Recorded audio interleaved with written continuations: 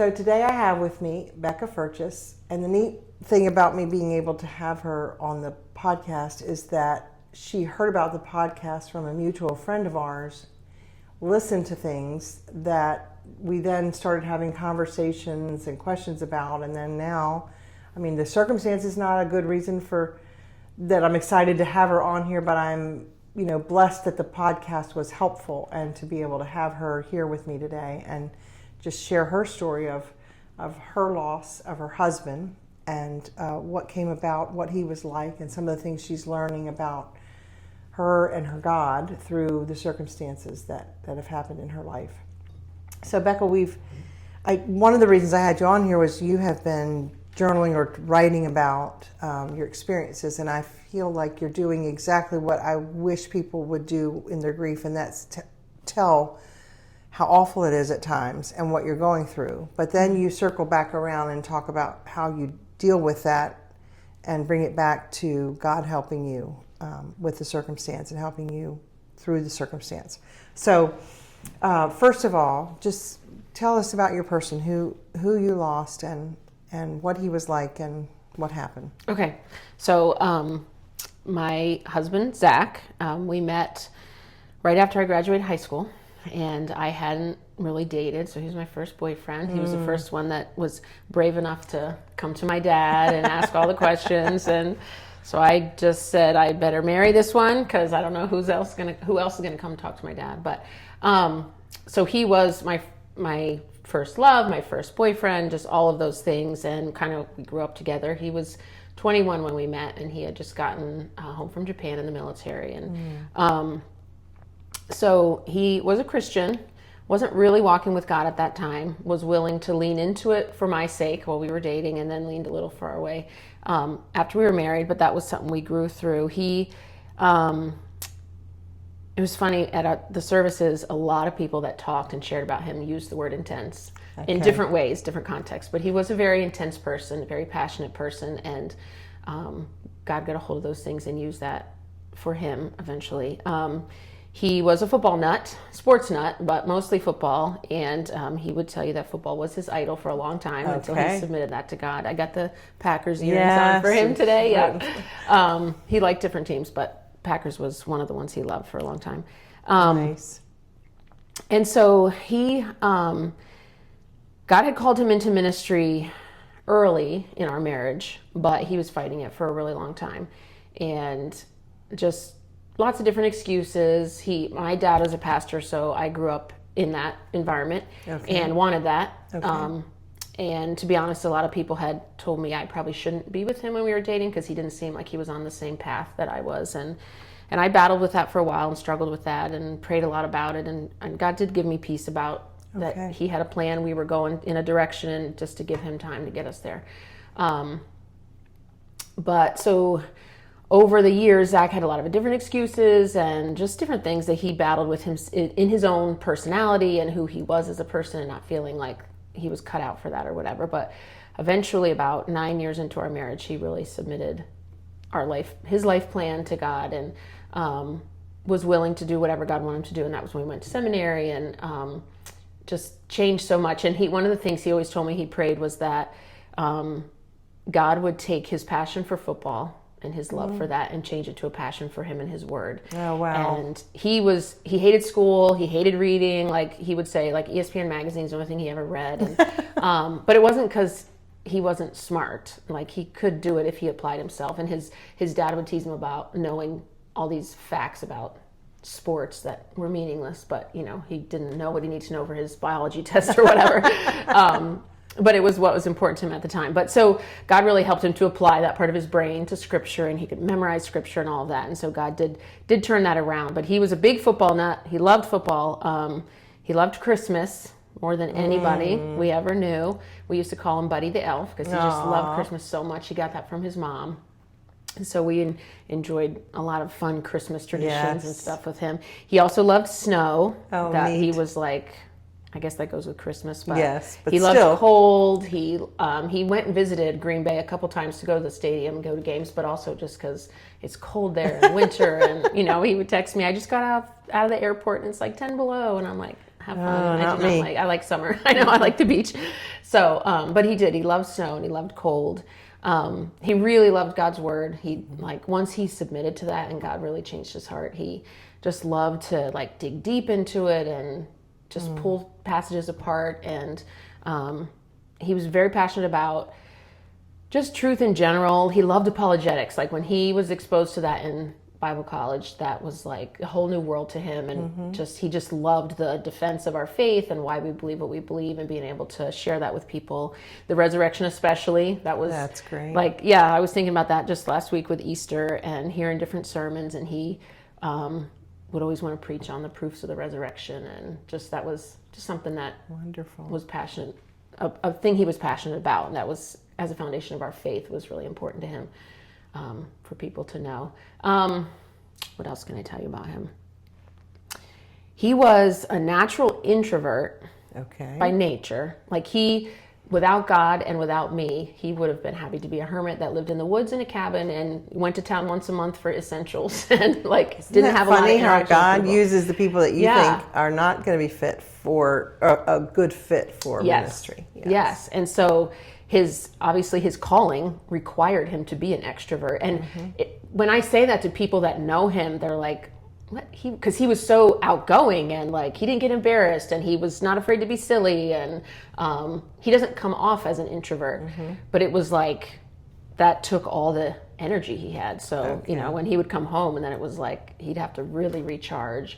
And we learned later in his ministry years as a senior pastor, it was he has to get away alone, every couple years for a couple weeks, and just to he really needed that time to recharge. And I would see such a huge difference when he would come home. So he was more of an introvert, but life kind of required him to be an extrovert. But he could also be very outgoing, so it was kind of a mixed bag with his personality type. But he was also an athlete. He liked to be in shape. He loved to exercise. We did not have that in common. I despise exercise.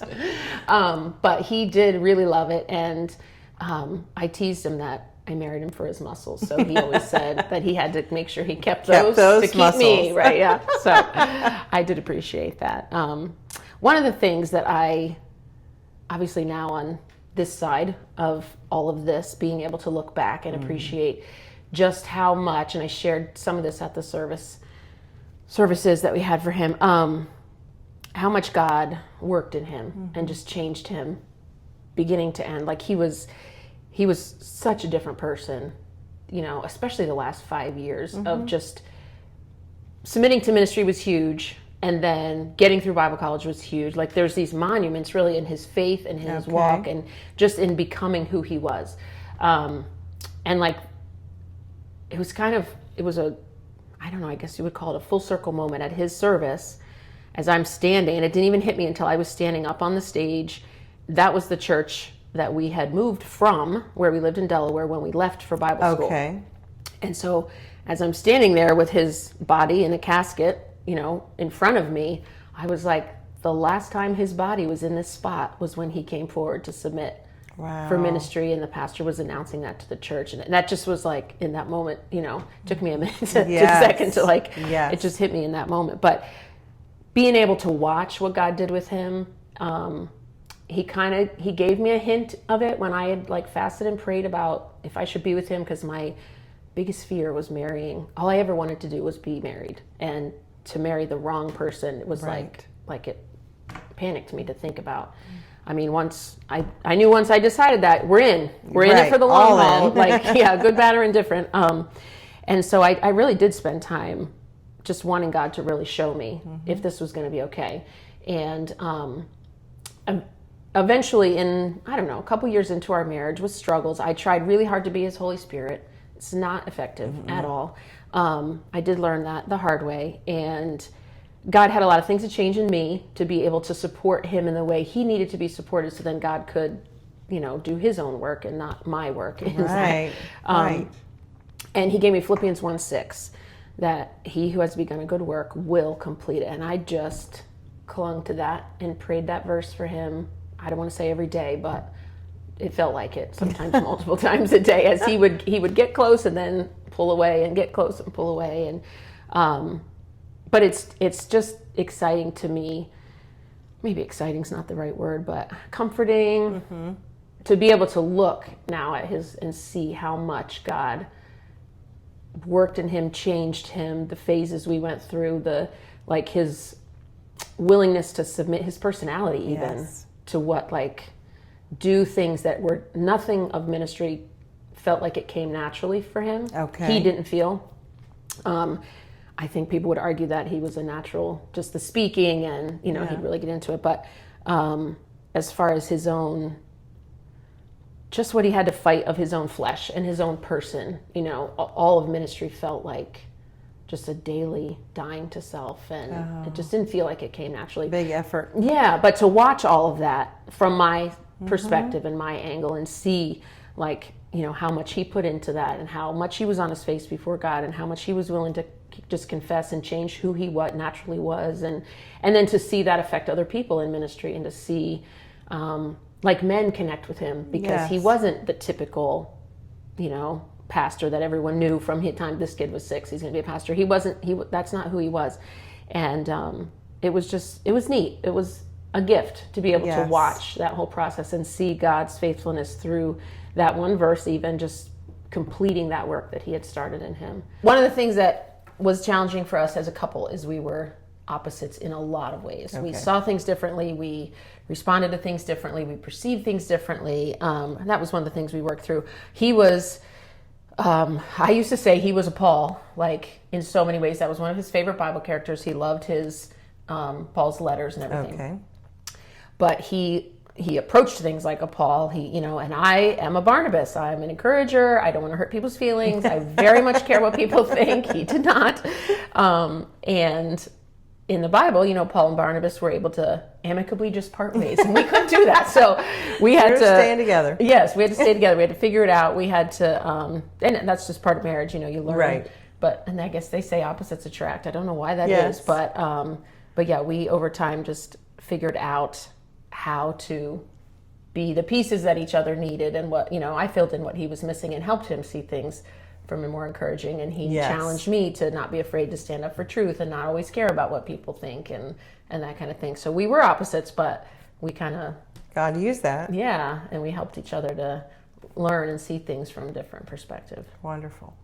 Okay, so one of the things that I have people share if they want to share it is the circumstances of who they lost and how they lost. So what happened with him that day, if whatever you want to share with us. Okay.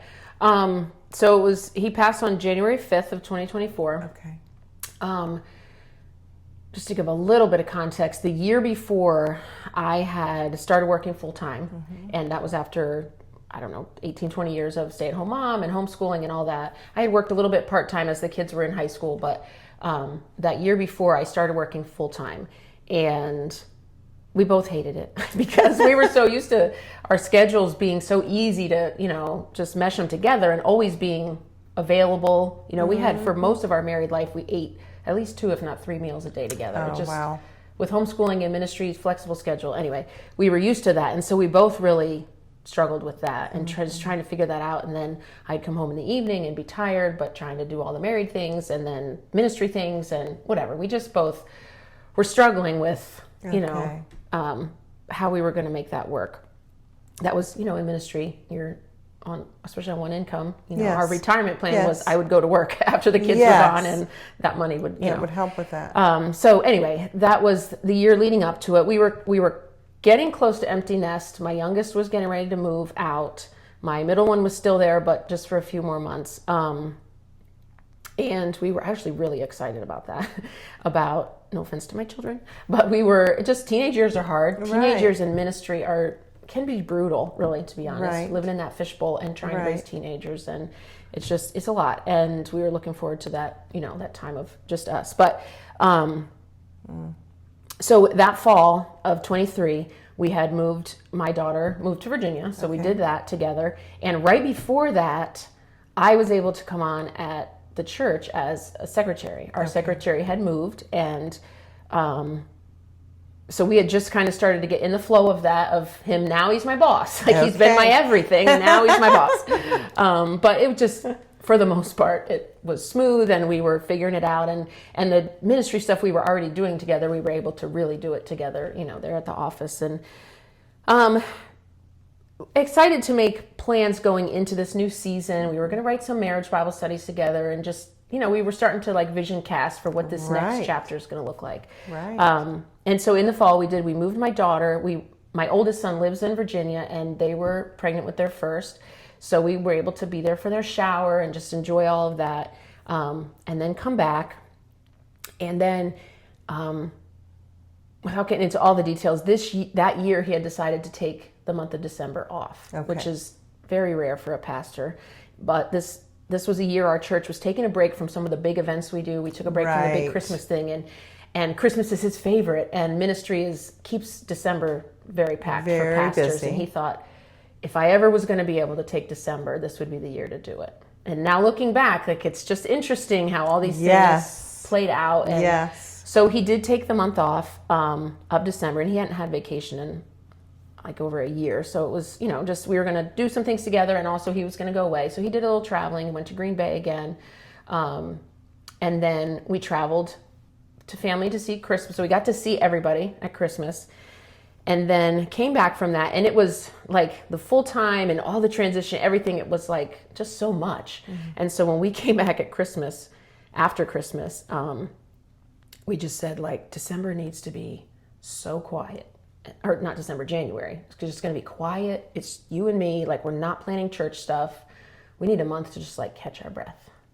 And then he ruined that for me. So anyway, so we'd been back in the office I guess like 2 days, the first week after the new year and everything. And to give you a little history on him, he had actually had a heart attack at like 42 or 43. Oh, okay. No heart issues. It was from exercising. They compared it to like a heart attack people have when they're shoveling just from exertion or whatever. Okay. He was told he was lifting way too much weights and whatever. So he adjusted all of that. He had he didn't have to change his diet. He didn't have any.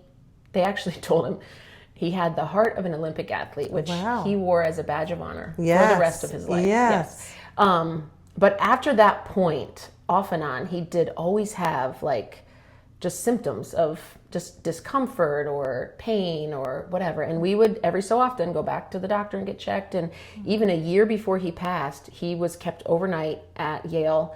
And after his first heart attack, he'd had stents put in. And so they went up the same way and checked, and everything, they were like, everything looks fine. So it got to the point where every time there was a symptom, we'd check, and he was like, I'm done. Like, this is how my heart is, and whatever. So they just never found anything wrong. And he hadn't had any symptoms that I knew of, not that he always told me, like that last Christmas and leading into everything. So 2 days back in the office, Fridays were his day off. So that first Friday after the new year, we got up as normal. And he had a bad night, not the night before he passed, but the night before that. He had a really bad night, couldn't sleep, was having, what he described to me, it sounded like, I thought it was like anxiety. Okay.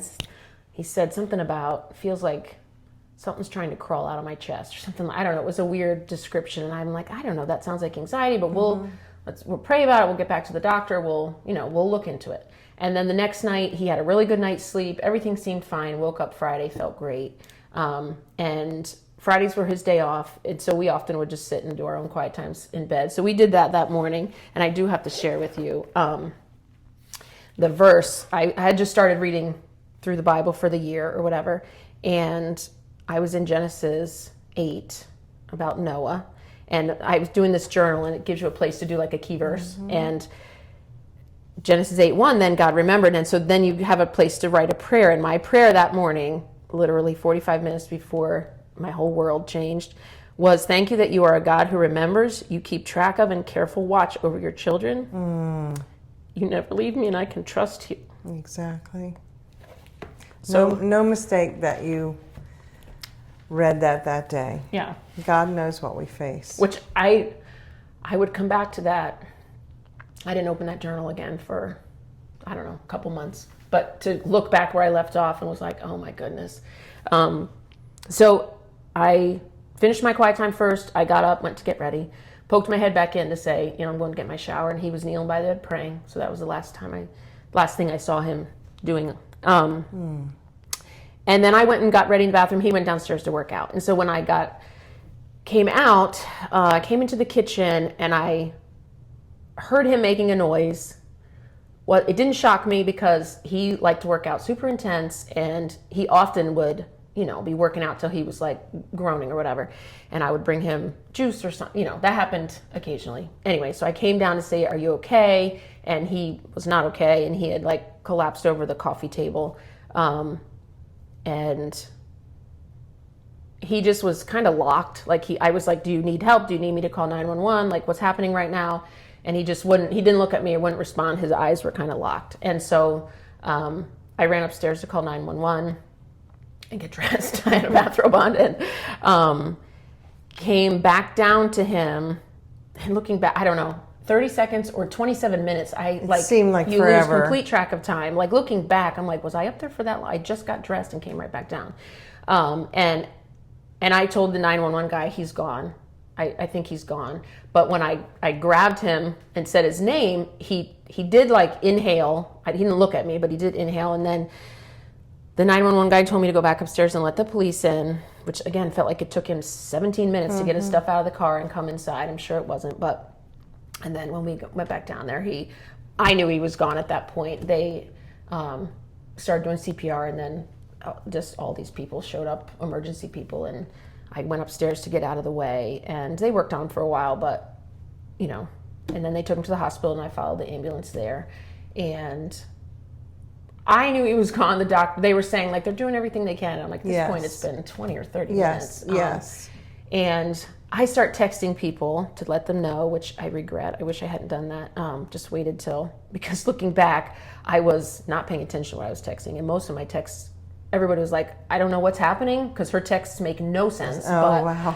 And then just not thinking through, like, I'm texting people at work and giving them this, like, life-changing news. Yes. And I regret that so much. But I had that same type thing happen. But you in that moment, you just... Yeah, you're just reacting and responding. You don't know and, what to do. And as I share with you my experience. I don't know what everybody else, how they respond, react, whatever. I know we're all different, but I guess I just kind of went into, my emotions were completely shut off. Like there was even when I found him, I didn't like freak out, or it's like, okay, what's the next thing I need to do? Let's call 911. Yes. And now looking back, you think, what, should I have done this? Should I have done that? Why didn't I try to do CPR? And I'm like, that didn't even cross my mind. Like he was still kind of didn't know what was happening. Yeah.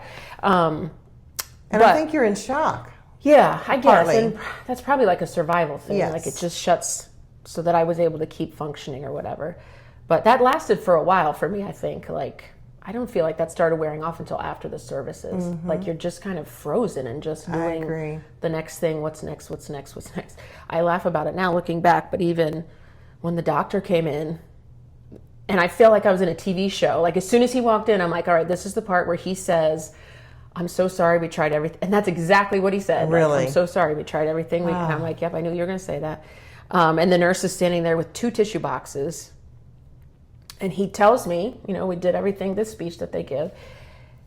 And I was like, okay. And it was so awkward now that I look back, because they're like, not, she's like, do I hand her the tissues? And I just was like, now, what do I do now? And so you're going through the motions, and I went back to see him. He was intubated, and then it's just all the things, and then life just is coming at you 100 miles an hour, and all the decisions. And my family was so just like, if somebody were to say, what do you need from us? I'm not good at answering that question on a good day, because I'm always like, I'm good, I'll take care of it. But I don't know what I would have said. Like, I don't know. You don't know what you need in those moments, because you've never walked this before. But they just like swarmed me. And like by the time, the hospital's only about, 7 minutes from my house. By the time I got home, plane tickets were bought. People were in their cars. Like, people were coming. All 3 of my siblings came. My mom came, and just really surrounded us and took over. My sister, when she just was such a huge help, and they all were, but she just like was like a bodyguard, which people joked about it later. And looking back, I'm like, yes, she was.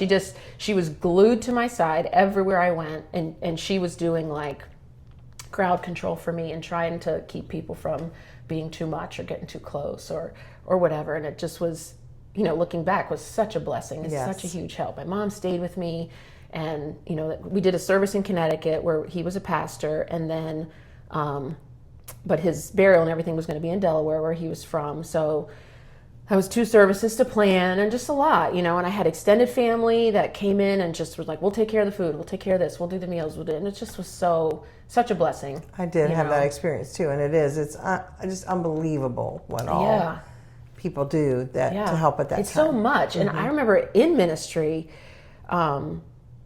like as a pastor's wife team, when people have a funeral, it's like a wedding, but it's sad, and you have a week to get it all together, and the the photo thing, and just all the things, and plan a meal, and who's coming, and where's everybody staying, and you're trying to help people through all those details. It's just a lot, but God was so faithful through all of it, and just provided so many people to just carry us, and I know we had hundreds of people praying, and you just feel it. You just feel like partly you're numb, but also just but you do God's feel the prayer. You do. And He's getting you through this thing, the next thing, the next thing.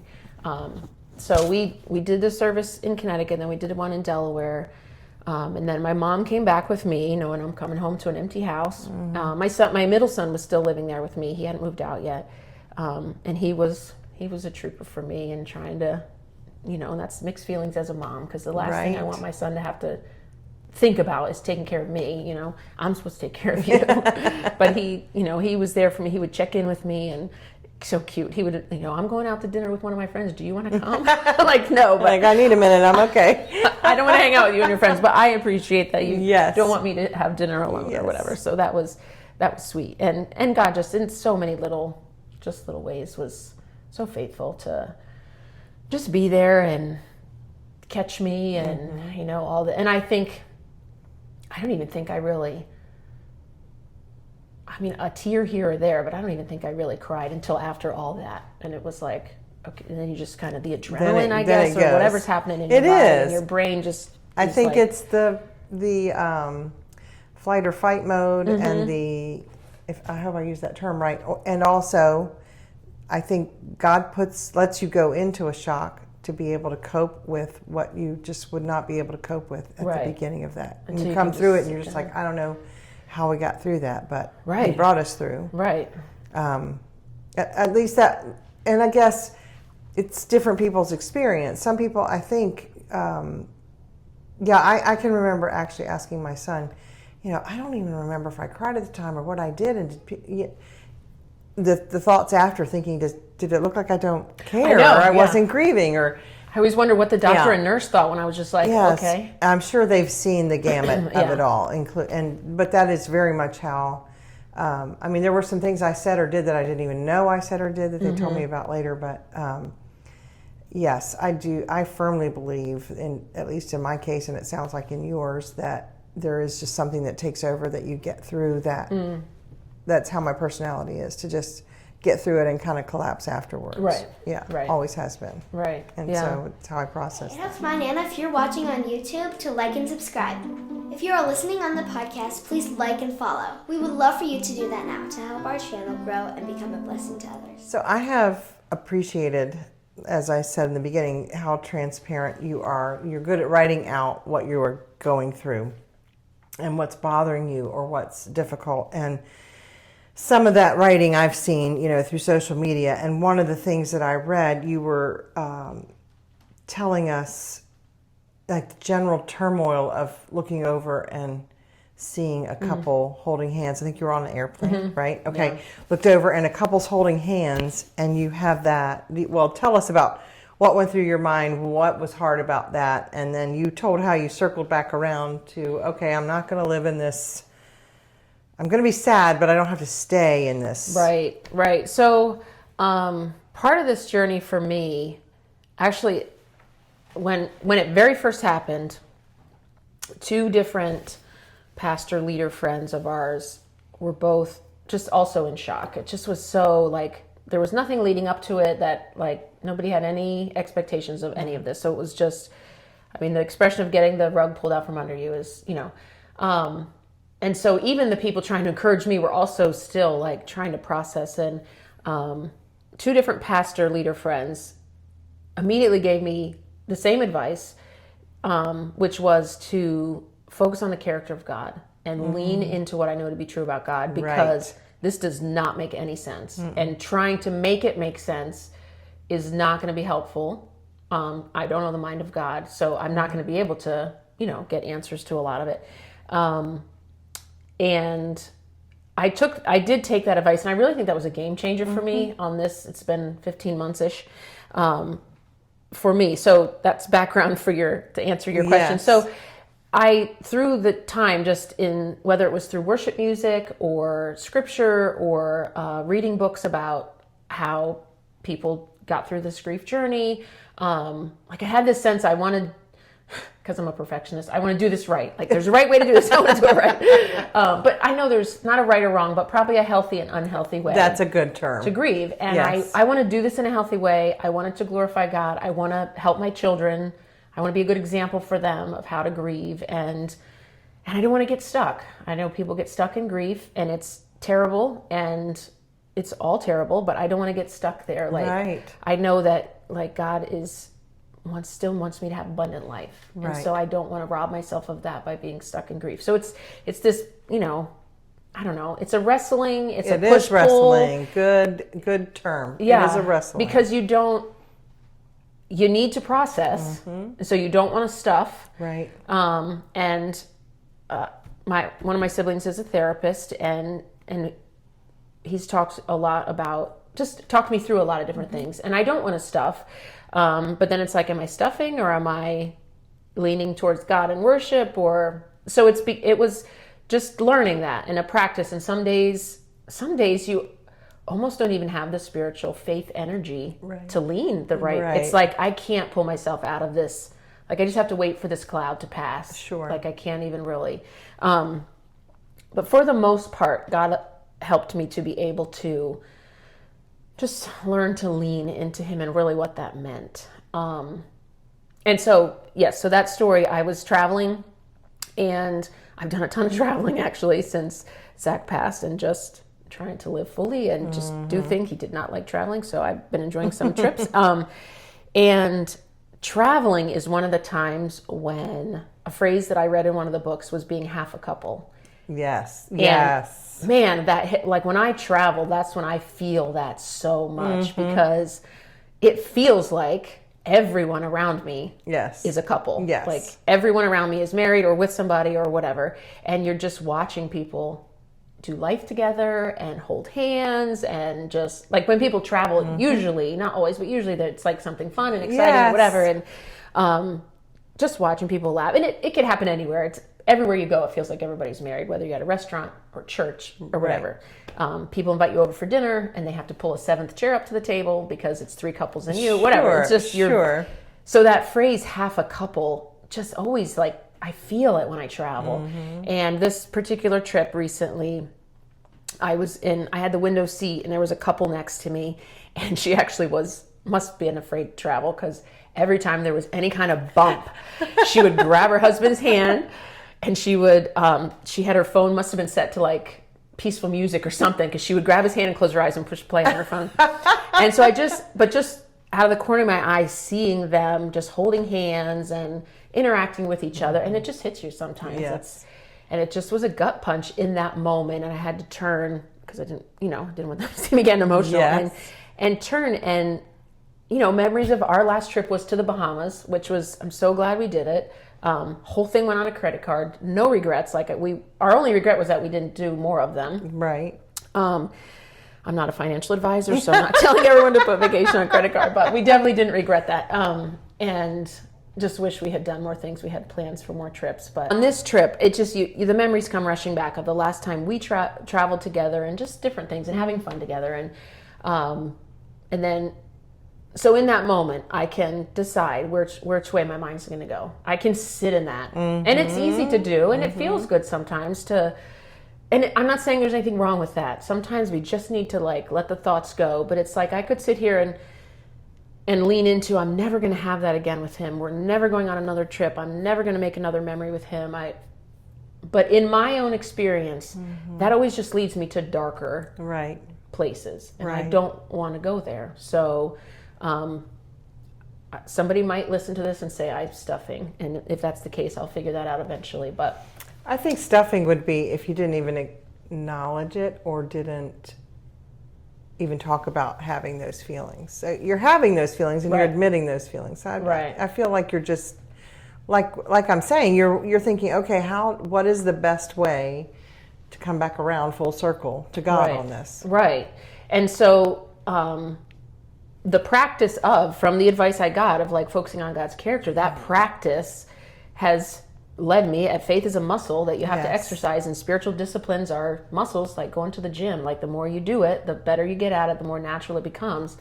And so 15 months into this, it's like, all right, which way am I going to lean? And it doesn't stop the sadness. The sadness is there. The tears still come, but I'm not going to sit in this and wallow. Right. So I just immediately, the first thing I did was start praying for them. I don't know where their spiritual standing is, but praying for them as a couple, let them have a great trip wherever they're going. I pray that they would, have many years ahead of them as a couple. And if they don't know you, bring Christians across their path, whatever. So I prayed for them and just kind of deep breath. I'm going on a trip. This is exciting. And then I slid my window up just to kind of get my attention away from them and look outside. And it was, my two favorite things of God's creation are clouds and ocean. And I was I can't remember if I was on my way to or from Dominican Republic. So it was clouds and ocean. Like I'm looking down from above the clouds and I can see the blue ocean underneath. And it just was like, it's like a spiritual breath of fresh air for my soul. And I'm like, God is good. Thank you for that. And then I was like, okay, I'm ready to face forward. Face forward again. Literally and figuratively. I think two things you said, I want to emphasize them, are so important that you did. Number one was to think about the other people. You saw something good happening with someone else. And yes, it bothered you because you missed that and you acknowledged that. But instead of being bitter or truly jealous of it, you turned it into something good, like praying about them, their salvation and their trip and their life, even though you don't know them. So you're taking your mind and saying, we're not going to bitterness and we're not going to jealousy, which is something, that can happen when you let feelings dictate everything versus what you're trying to do, and that's like God's truth. And I want to emphasize that because I think when you have someone pass away, especially a spouse, it could be a child too, and it's a devastating loss that ripped something away from you that you're not ever going to have again. It's so, all the truth you've learned gets tested. That's the only way I know how to put it. You really have to decide, do I really believe what I believe? Right. And so just to constantly bring your mind back to truth is a key. It doesn't mean you don't have terrible days, bad days, not handle it well and all of that. So I think focusing and still rejoicing for someone else who has something you don't have, even if you just take it to the Lord, and then what you're saying about, I'm focusing on truth. I think those two, I know you said it, but I want to restate it as in, let's make sure, I think those two things are helpful for widows, for grieving parents, for anyone who's struggling with loss. Yeah, and I feel like looking back, there were certain spiritual disciplines or like pillars or whatever that were in place in my life, lessons God taught me that prepared me to, you're never prepared to lose a family member. I don't mean it like that, but there were definitely things in place that were already like habits and things that I could easily go back to because and that was one of them in the early years of our marriage when he was not walking with God, and I just wanted to change a bunch of things about him and I wanted to fix him, and there were all these things, and if you don't control your thoughts, they take you to very negative places, and you can just, that's good.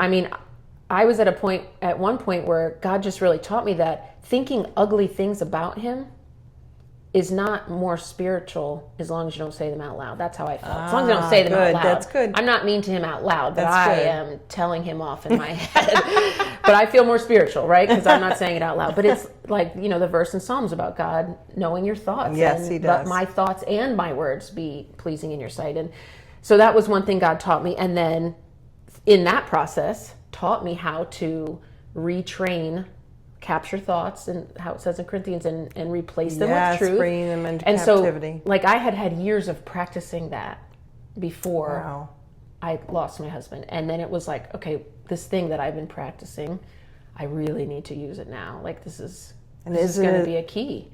It's amazing how God, like you said, even about the preparation of time off with him beforehand, and just, it is amazing because he knows, none of it takes him by surprise, how he has set the stage for whatever you're going to deal with. Right, and prepared you in ways you didn't even realize. Yeah. So we also mentioned in another one of your posts that I read in your writings, this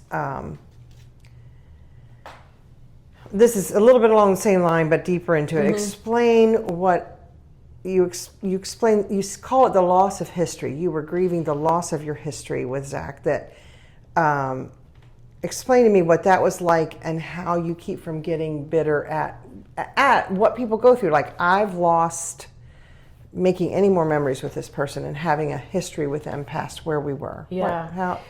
Yeah, I was trying to process just how I was feeling that day, and different things. I mean, the journey of grief, different things hit you at different times, and different things that come across your path of life or whatever. And one of the things I miss so much is being able to share, like, inside jokes and movie quotes. And there's so many times something comes to my mind living in a moment or whatever, I can hear him, what he would say in this moment, or I know what movie line he would interject right here, or, and, I don't want to annoy everybody with Zach. If Zach were here, he would say, like, you just don't want to keep saying that. But so I'm just reliving it in my mind, what he would say. And then times when I want to say something, but then I realize no one's going to get it. Right. Like, he would have been the only one that could get it, because it was an inside joke between us. And feeling the loss of that kind of a connection. You can't really lose your history.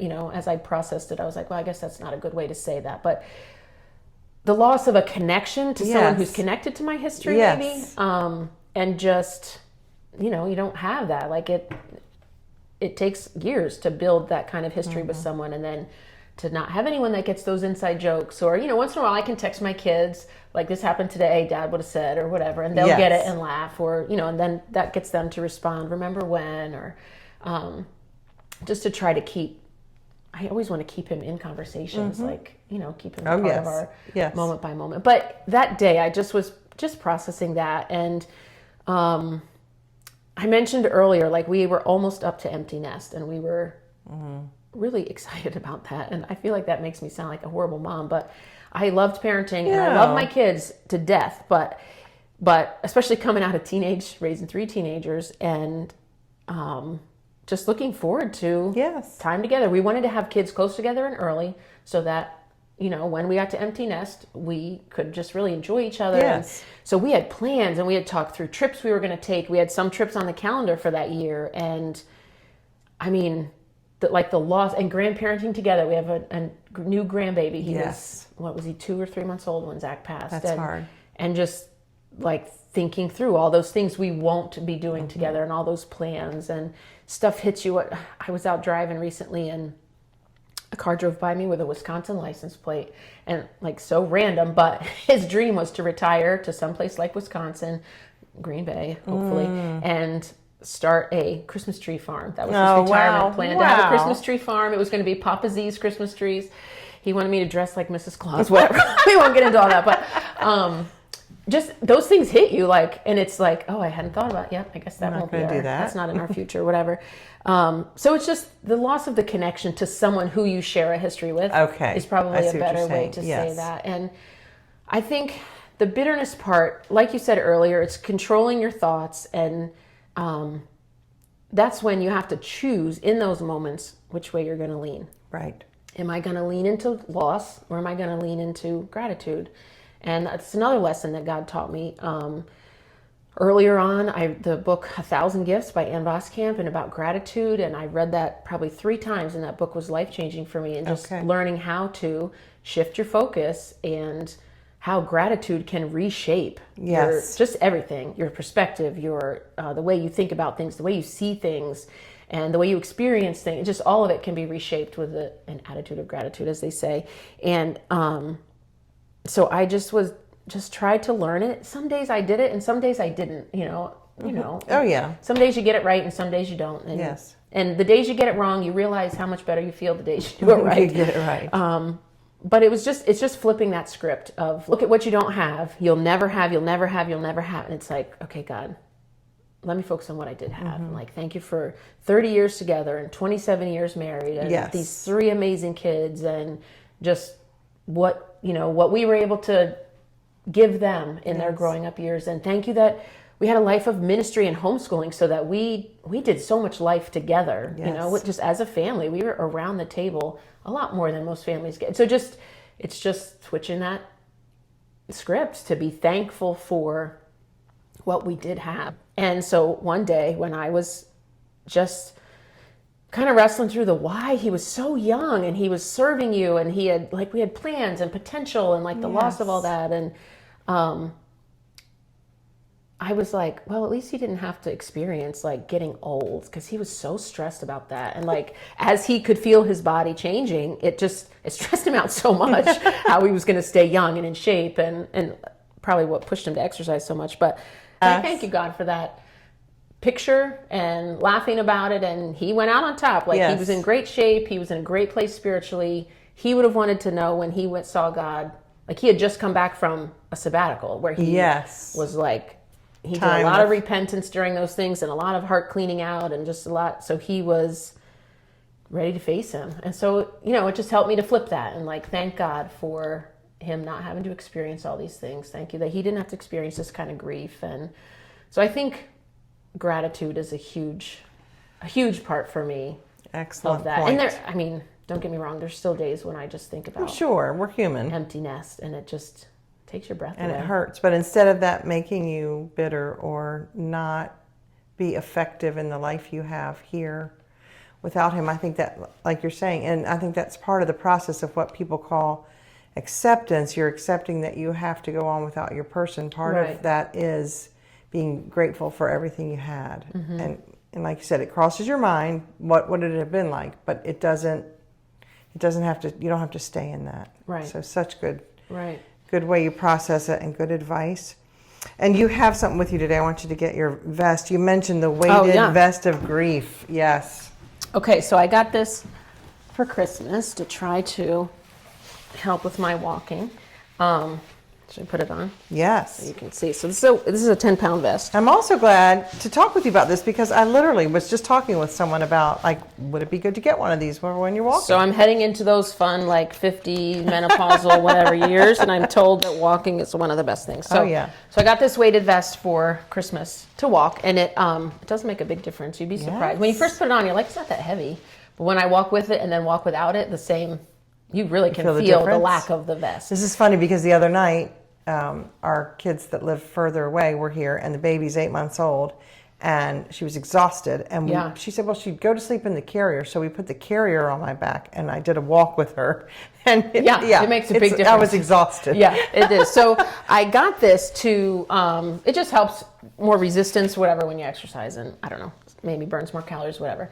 But I don't know if it was when I got this that I used that term or whatever, but for me, in my experience, grief has just felt like a heaviness that you just kind of carry with you, like a weighted vest, and it goes everywhere with you. You really can't take it off, which at first was kind of discouraging to think about that. I would talk to people about just people that were ahead of me on the journey, and they're like, well, grief doesn't go away. You just get better at carrying it. And I'm like, I don't want that to be true. I feel like it's been 6 months or whatever. I'm 6 months closer to being back to normal. But you're never going back to that normal. None of your normals are going to be normal anymore. So we're starting all new ones. And so it took me a while to receive that information and accept that, okay, this is somebody posted once, I read about grief being a friend, and I'm like, definitely not there yet. Or I don't want to be friends with grief, but it's definitely, I'm sure in time it is easier to befriend grief and just learn from her, so to speak, instead of try to fight it. But for me, it's just a heaviness, a weight that you carry around, and some days it's heavier than others, and some days, like you think about when I'm walking with this, on the parts of my walk where I go uphill, you just feel it more. And so like when life is uphill and stress, that's when you feel the grief more. Like when, after he passed away, our dog, who had never been to the vet, started having all these issues. And it was just such a dumb thing to be stressed about, but I'm at the vet for like the third time in 6 weeks with the dog.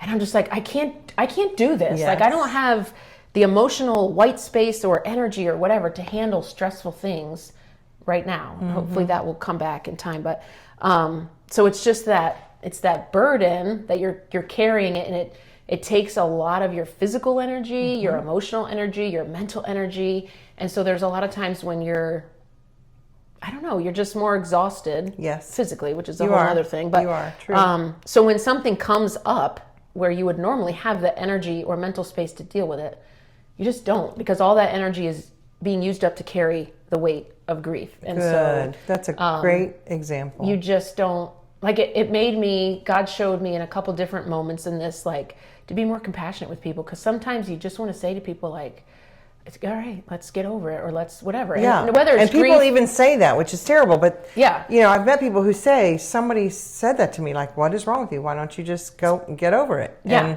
And not like even just with grief, but I was even thinking of with my own kids, when something is weighing someone down and something small happens, it triggers a reaction that's bigger than what it should be. But when you've got that weight, you don't have the emotional bandwidth or whatever to handle that thing in a normal, logical way. That's true. And I was like, okay, Lord, help me to remember this and be more compassionate, because I tend to be a person that's like, all right, let's cry about it, but all right, here's a tissue, wipe it off, let's move on.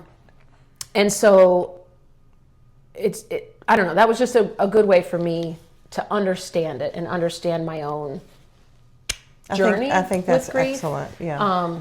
And the carrying it, you do get, I found a year plus in,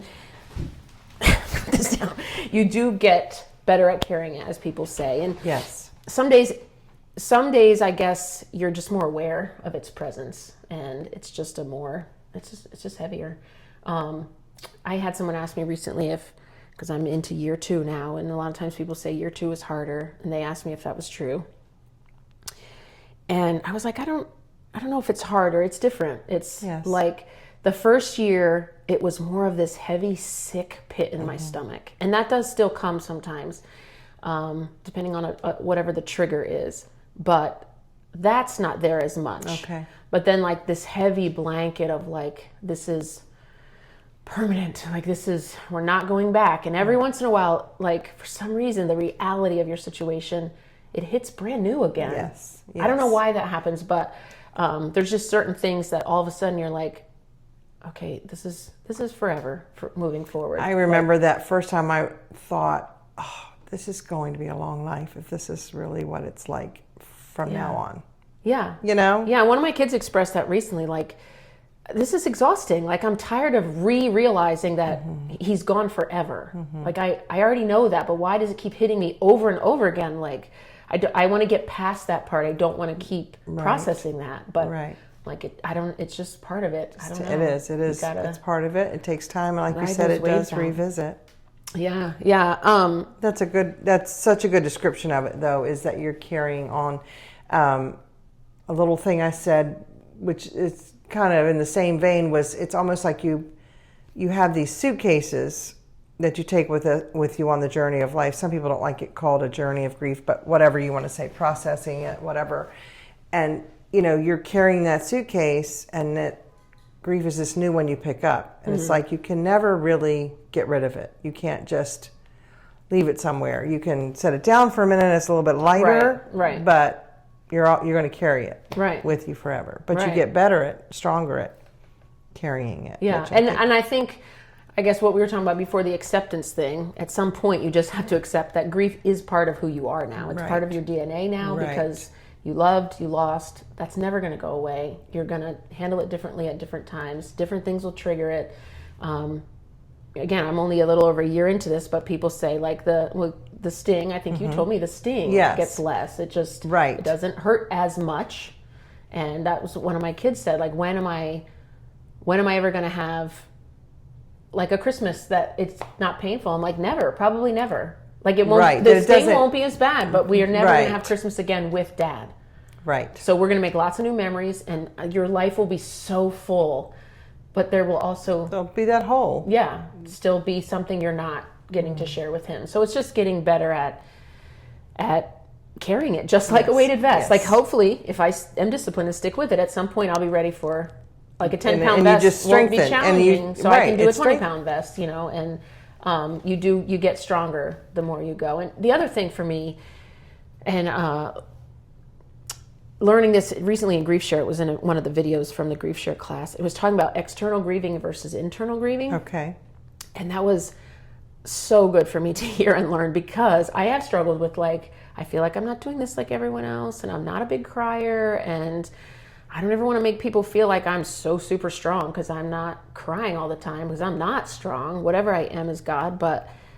It was in that video, they talked about external are people who they cry more easily. They want to talk about it to everybody.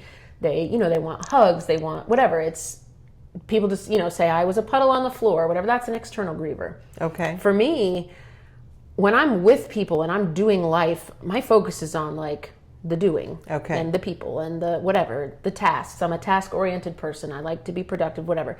And then when I'm alone, that's when I... Yes, you let go. Yeah, and a lot of times when something triggers, my daughter's an external griever. She's just a more emotions on her sleeve kind of a personality. And so when something triggers, tears, or she's struggling with anger. Sometimes it comes out as anger and she's trying to work through that. But for me, it's the weight. Like when something triggers me, it's this, here we go again with this heavy vest. My 10-pound vest feels like 100 pounds right now. And sometimes the sick pit is back in my stomach. And sometimes irritability is how it comes out. Like all of a sudden, everyone around me is annoying. I just have to work because you're carrying the weight. I probably should go in a room by myself because I'm going to say something ugly. But just learning that like internal grieving is still grieving. Yes, it's just a different way to process. I'm an internal processor. I don't necessarily want to call all my friends and talk through it. I want to go in my room and journal or think through it or pray through it or just sit and stare out the window. That's good. That's good. I hope for our listeners, for people to understand, there's, people do process it. I mean, you hear people process it differently, and grief is different for everybody, but that's really good to see, because I think either way, if you're crying all the time, you're thinking, well, what's wrong with me? And if you're not crying, you're thinking, well, what's wrong with me? So I think that's excellent to point that out. All right. And then the last thing we're going to talk about, you have a verse copying that you started doing. So tell me about that, the do not fear and the verse copying. And so this was my sister's idea. My sister and my mom are two of my spiritual heroes, I would say.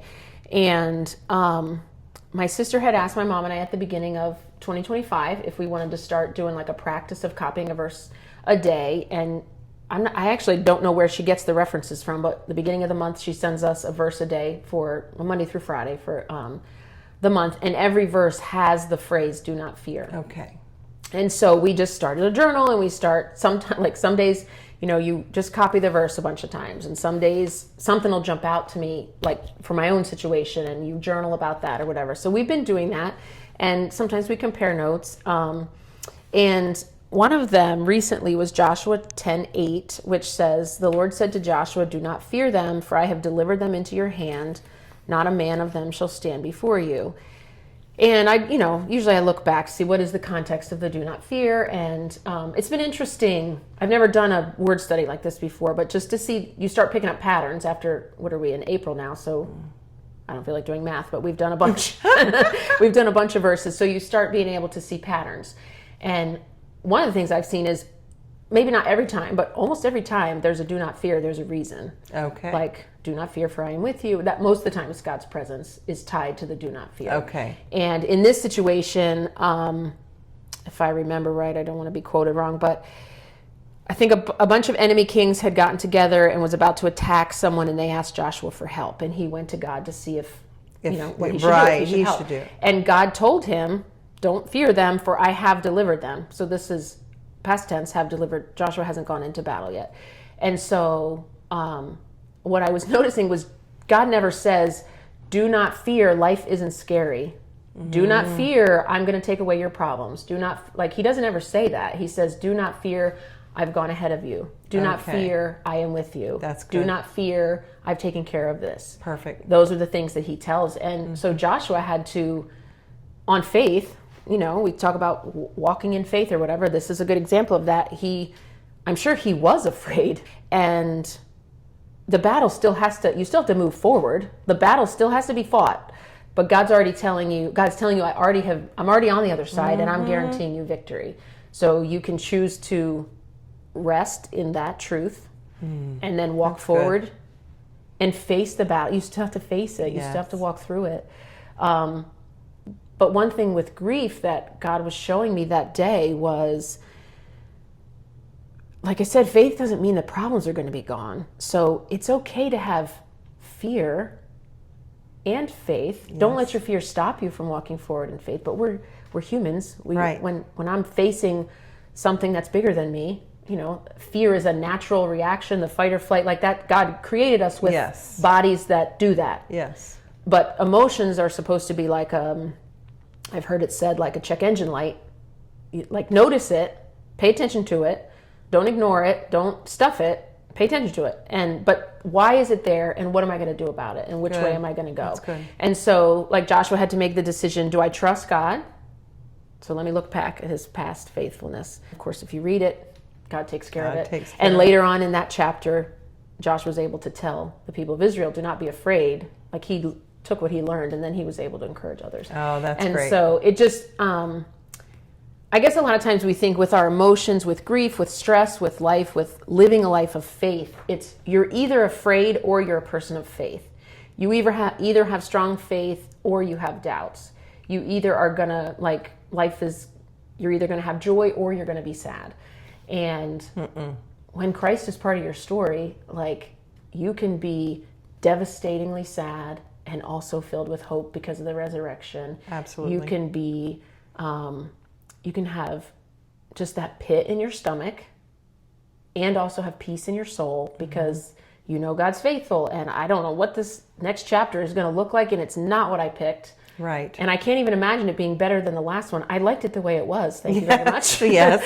I didn't want it to be different. I had plans that were going to be good, but do I trust that God is good? That goes back to leaning into his character. Do I trust he is who he says he is?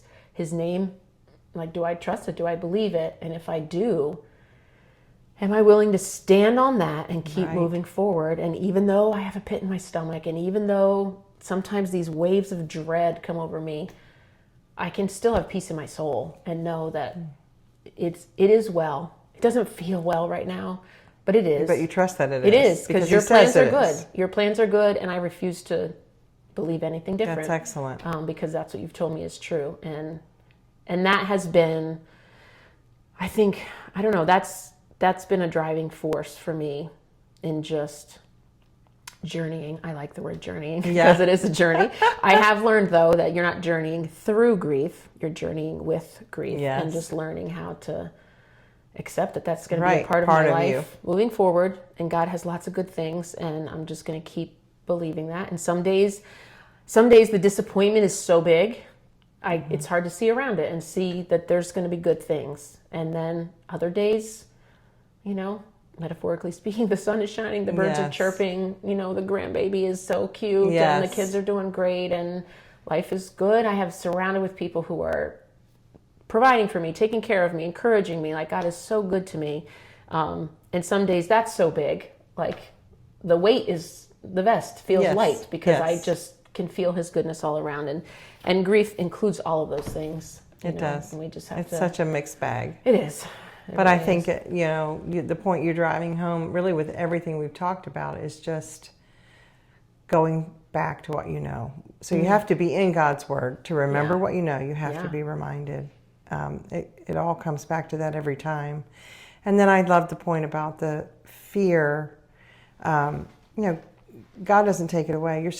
Your person doesn't come back. Right. So it's not the absence of fear that makes us okay. It's that we step forward into whatever He has for us, knowing and trusting that He knows what's best, and He can give joy when we don't think.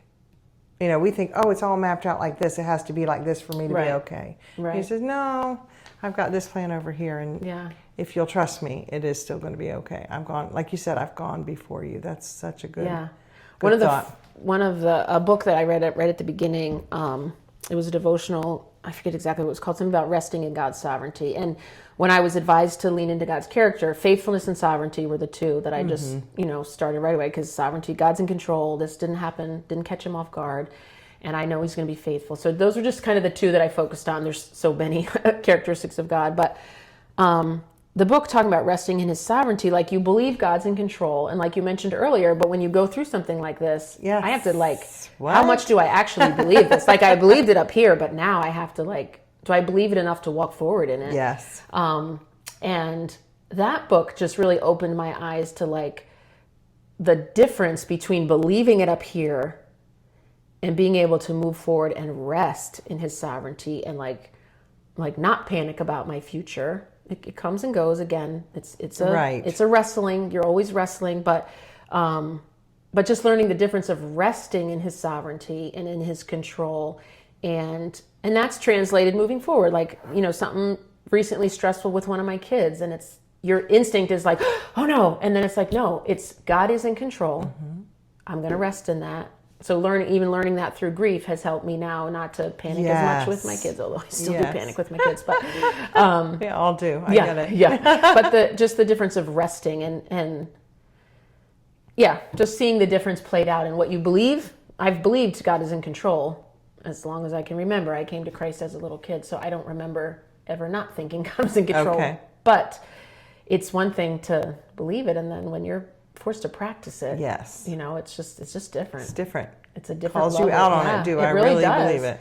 It really does, and shows you where you're strong and where you thought you were, but you're really not. So, these are good things. Well, I so appreciate just the fact that you were willing to sit down and talk about it. It's not easy, and I appreciate your take on sharing the things that you've learned and are learning, and you're so open and willing to allow God to teach you these things and to use.